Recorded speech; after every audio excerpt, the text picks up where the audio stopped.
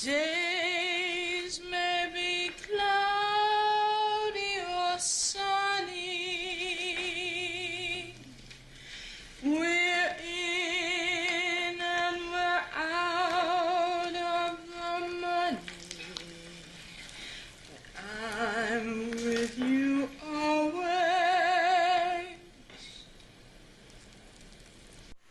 Because if there's one thing I would say, I've always been happy with what I've said. It's just how I've said it. That's my big bugbear with these. So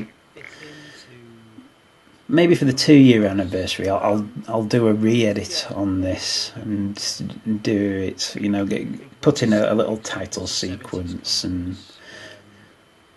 clips and just show everything I've learnt so far. I'm with you, rain or shine.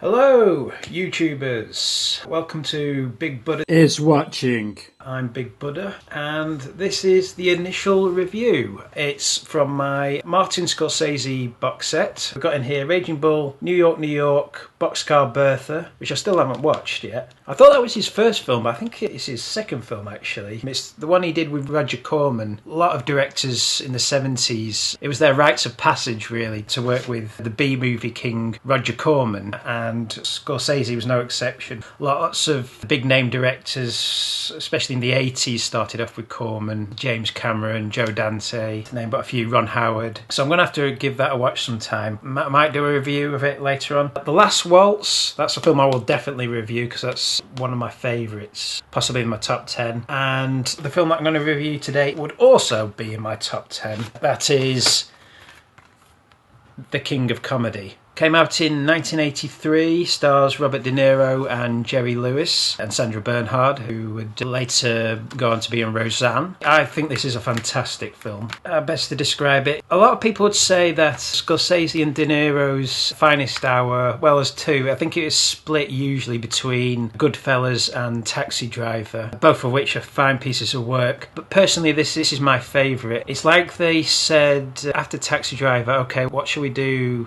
Well, they did New York, New York after, which is a film I'm going to have to look at again and reevaluate. They said, what should we do? Well, let's do Taxi Driver again, but this time make it funny. I mean, a lot of people would say Taxi Driver is a really funny film. Tarantino says it's hysterically funny. It probably says more about Tarantino than it does the film. But this genuinely is an hysterically funny film. At least I find it really funny. The basic plot is De Niro plays his character Rupert Pupkin. He's a wannabe stand-up comic. And Jerry Lewis plays Jerry Langford in the film. And he's a talk show host, I guess a Johnny Carson figure. Late 70s, early 80s, Carson was the figure. And Jerry Lewis's character is very much who that character's meant to emulate the most. Who's the other one they always do in The Simpsons? Really great show. That guy. The name escapes me at the moment. Introduce the Beatles. Put it in the comments section below. I'm sure it'll come to me. Anyway, he wants a shot on Jerry Langford's show. The thing is, he's never actually been on stage before. And you don't just walk onto a network show without experience. Now, I know it's an old hackneyed expression, but it happens to be the truth. You've got to start at the bottom. I know, that's where I am, at the bottom. That's a perfect place to start. And there's only one problem, though, I don't mean to interrupt you, but there's only one problem. I'm 34 years old. He's a completely untested comedian. And so Jerry says, now go away, you're not tested yet, you're too ripe, you don't just let an amateur go on the show. And he says, no, I'm really good, and besides which I haven't got time. So basically, Jerry keeps on trying to shrug him off. He gets more and more persistent to a point where he's basically stalking him. And eventually the film culminates in Rupert taking Jerry hostage and holding him to ransom unless he lets him have a shot on his show. I think this is a really funny film. It's got so many great scenes in it. It's kind of like Withnail and I, in that a lot of comedies, I think, take place in a comedic world, like a science fiction world or even a horror movie world. They kind of run on their own logic, really. Whereas I think a film like this, and with Nell and I, which I do intend to review at a later date, because that's another fine comedy, they're slightly different. They take place in the real world, and they go for a realistic tone, and it makes the funny moments maybe a bit more few and far between, but when they happen, I think they hit a lot harder, because there's something a lot funnier about real life sometimes than characters just going for the laughs and pandering to you. I find that a lot funnier and a lot less contrived. Anyway, yeah, there's so many great scenes in this. There's this one here, which is a scene that happens very early on, where it's just Rupert on his own in his bedroom, and he's sat down with a cardboard cutout of Liza Minnelli. I guess they chose Liza Minnelli as a little nod to New York, New York, which starred Liza Minnelli. And he's having an imaginary chat show conversation, but you only see it from his point of view, so he's doing all the schmoozy talk. Every time you come back from a tour, I don't know what it is, but there must be something in the air or the tour. It really becomes you. It's like you become rejuvenated. I don't know what it is. Isn't that so, everybody? Isn't that so? You don't hear what's happening in his head and what Jerry and Liza are saying to him in his head. There's this bit where he just cracks up laughing. And yeah, I know. You look wonderful too, Jerry. I wasn't leaving you out. Right? Yeah.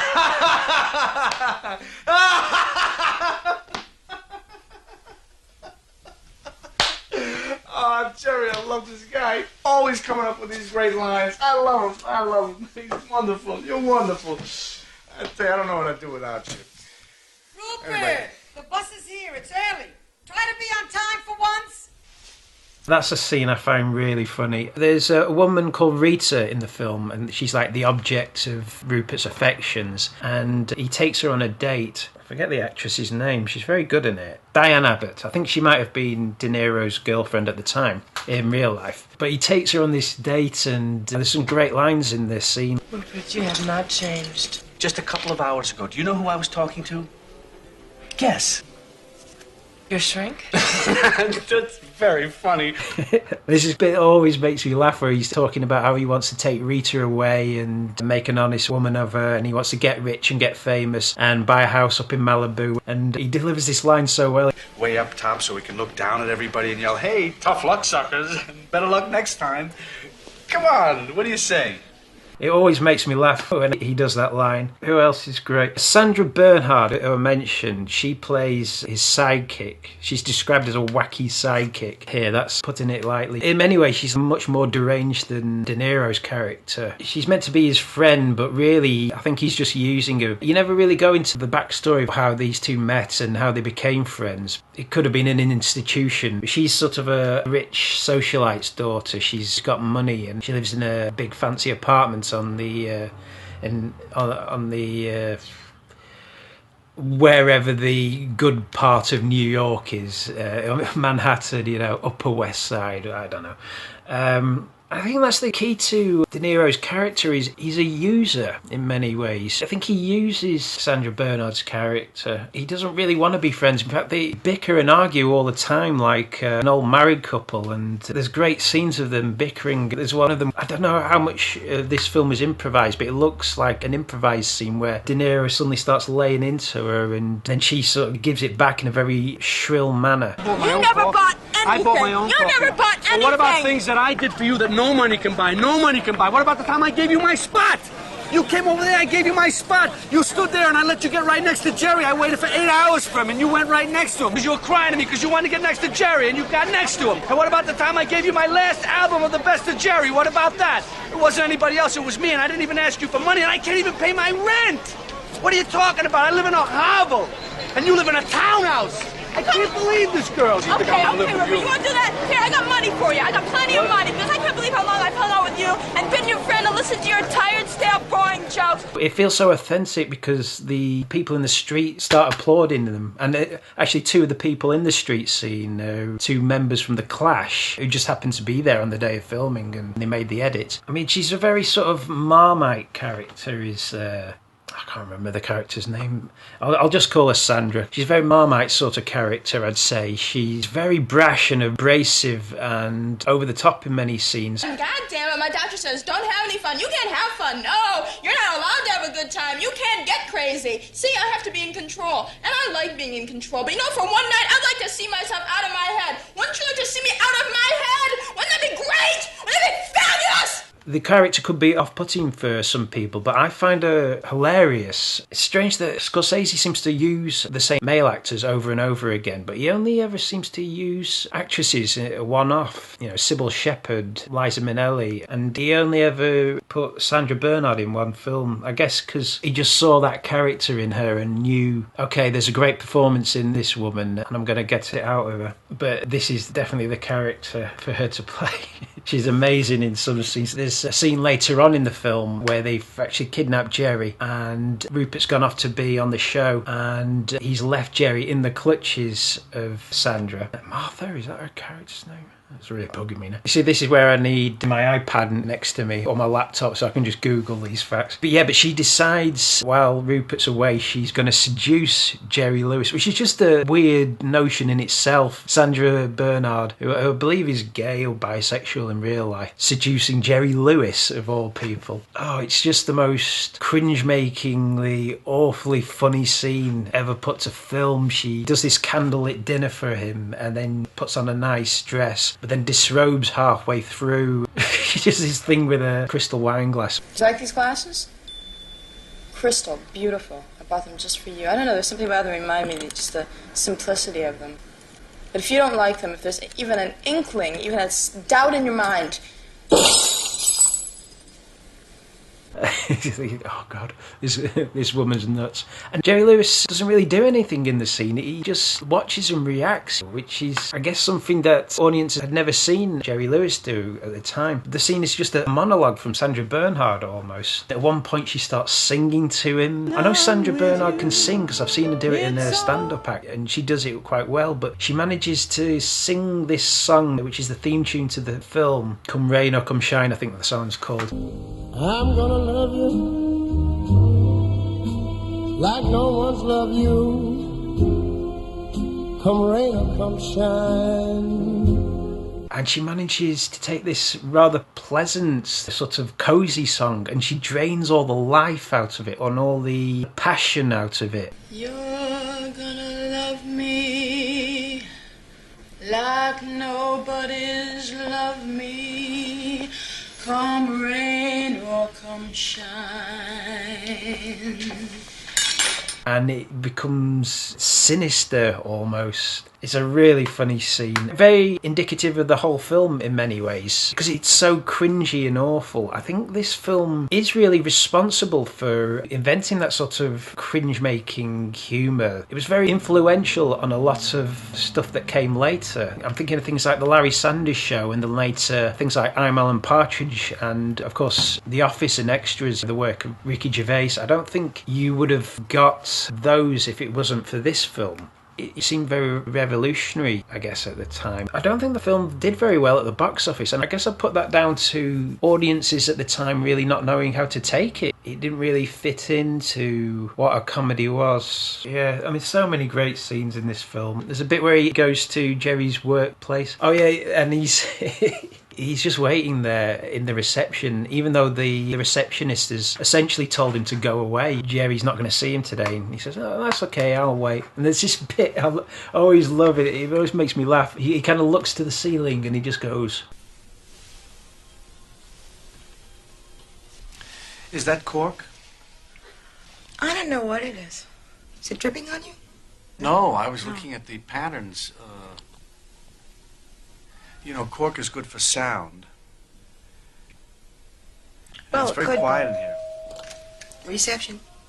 I think it was a bit of improv, you know, because Scorsese loves his improv and puts it in his films, but whereas he usually puts only the improv that works, actually, this is like a little improv scene that De Niro was doing that just didn't work. It was De Niro being very boring, talking about coke, but there's something really hilarious about it. So the receptionist sends him away. Sandra Bernhard tells him to go back in because she's just seen Jerry go in. He basically breaks into the office, and then you get this little chase scene, and the security guards are trying to get him to leave, and there's this one shot. It's just a shot of a doorway, and you just see Robert De Niro run past, and then these two security guards chase him. and then you hear a bit of a scuffle and you see him running the other way and the two security guards chase him. And it's funny because the scene's built up and it's played out very realistically, but then just at the end you just have this Scooby-Doo inspired moment. Scooby-Dooby-Doo, where are you? We got some work to do now. Scooby-Dooby-Doo, where are you? We need some help from you now. I guess the sort of cringe-making epicenter of the film is when De Niro goes to Jerry's house and he takes Rita with him. It's a weird scene. It sort of lulls you into the false sense of security because he goes straight into it. He cuts to them straight on the train and he's talking about going to meet Jerry. And you think, oh, okay, he's going to meet Jerry. And then you sort of think about it more and then he turns up at the house and he's got this Chinese valet who doesn't know he's coming. And you better come back. He's touching everything, He's ruining the house.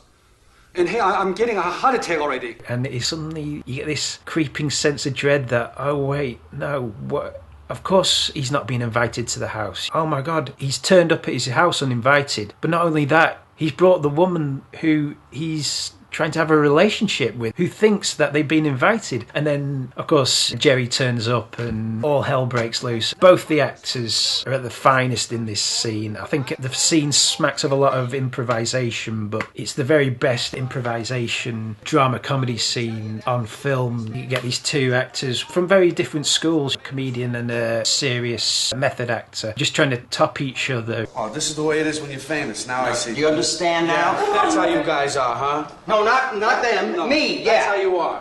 Right. When you reach the top, huh? No, I was that way before. I see. Now I know how people like you All right, goodbye and good luck. Goodbye. And Jerry, I just want to say one more thing, Jerry.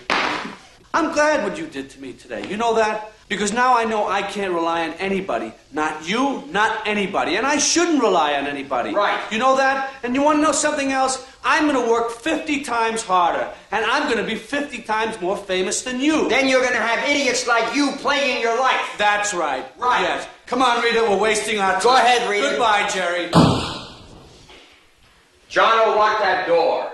It's so cringe-making. I'm just trying to think of other moments I really like because there's so many little moments and De Niro does little turns of phrase. Like peppered throughout the film, there's dream sequences and fantasy sequences of his ideal life when he's made it as a comedian and he's got his shot on the talk show. And this is a scene very early on where it just cuts to them in a restaurant, Jerry and Rupert. I really appreciate you meeting me for lunch. I know how busy you are and how tired you are. What are friends for, Jerry?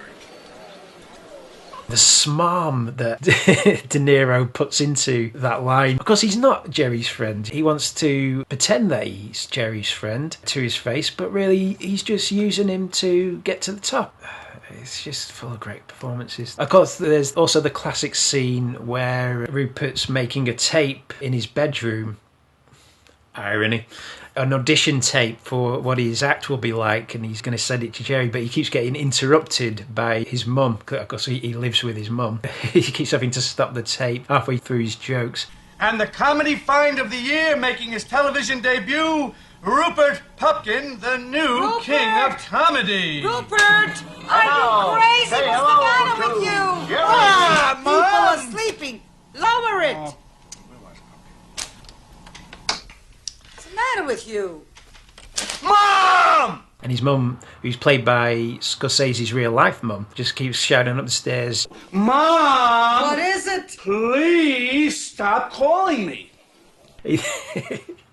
So you get all these great scenes in the first 2/3 of the film. The last act of the film plays out quite conventionally. There's still some great stuff, really great stuff in the last act, in the whole kidnapping section. It feels richly deserved, the final act, because the first two acts are so good. So he kidnaps Jerry and he gets a shot on the show. You never see his actual act until right at the very end, and you think you're not going to see it because it cuts it out, but then he has the police take him to the bar and he shows Rita what he's done. He's basically standing on the bar in his awful... De Niro has the best wardrobe in this film. I mean, basically, like, Rupert dresses in outfits like this throughout the film. This isn't the one he's wearing on the show, it's a more sparkly number. So he's dressed like that on the bar, and then he turns on the TV, and of course there he is in the same outfit on TV, doing his stand-up act. And the act is not good. But today, I must say, thanks to those many hours of practice, my sister Rose has grown into a fine man.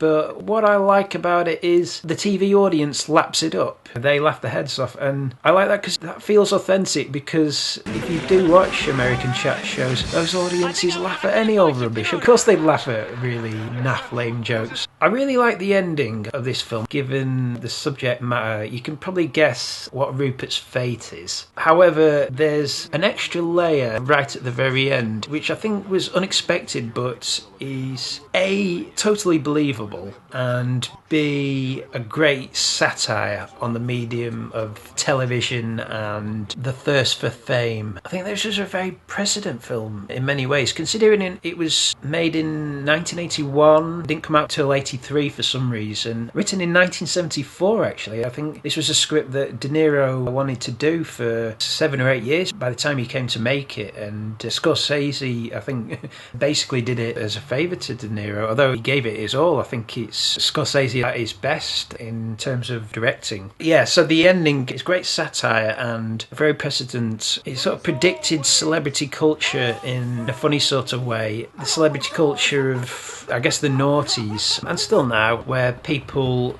would pretty much do anything for a shot of fame. The warning signs were here already. The makers of this film knew it was coming. Scorsese, he's never done a sequel. Well, he has, but not to his own film. The Colour of Money is a sequel to The Hustler, but he didn't direct The Hustler. I know there was talk of a Taxi Driver sequel a year or two ago, but in an ideal world, if you ask me which Scorsese film I'd love to see a sequel to, it would actually be this one, because I kind of want to know what happened to Rupert Pupkin. Was the ending a dream, or did it really happen? Either's possible, but I'd love to see where he ended up now. I suspect in the real world, if the ending was real, if it took place in the real world, I'd imagine he probably wouldn't have had the career that he thought he was going to have, because he wasn't willing to put the time and effort into what audiences respond to, which is a well-honed act. He wanted to put the time and effort into getting famous as quickly as possible, and audiences would have seen through that. So I sort of had this vague notion that there's a sequel in there where you would see Rupert Pupkin's fall from grace quite quickly, probably. I can't imagine his TV show would have lasted too long. And I think there's a potential story there where he would have realised that the only way he was ever going to curry favour with the public again was if he did something as drastic, if not more drastic, the second time around, to raise his profile back up to where he wanted it to be. I can imagine Rupert Pupkin, if he was real, he'd be a sort of O.J. Simpson figure now, maybe. So yeah, I could talk forever about this film. It's a great film. I really do think that. Music by Robbie Robertson of The Band. I strongly urge anyone who hasn't seen this film to check it out. It's a great movie, and it's one of Scorsese's most underappreciated work. Or, well, underappreciated, because the people who have seen it do respond to it, but it's one of his lesser seen works, and I think it's up there with Taxi Driver for me and Goodfellas. I absolutely love it. I rediscovered this film probably about 2 or 3 years ago. I'd seen it as a teenager, and then I rewatched it again about 3 years ago, and I found myself doing something which I hardly ever do, which is feeling the need to rewatch it. Normally I never rewatch anything, or if I do, it's something I haven't seen for 20 years, but this, I find myself putting it on about every 3 months or so, and it always makes me laugh. So like I say, if you haven't seen it, definitely check it out or rewatch it. That's the king of comedy. You're a tough man, Rube. Well, you gotta be in this business.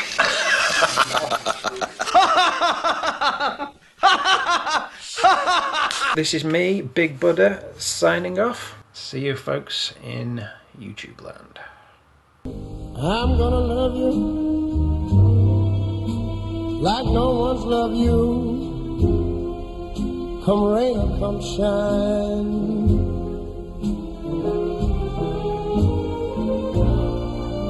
High as a mountain, deep as a river. Come rain or come shine.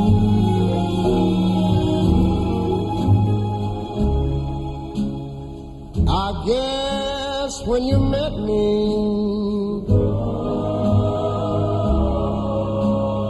It was just one of those things.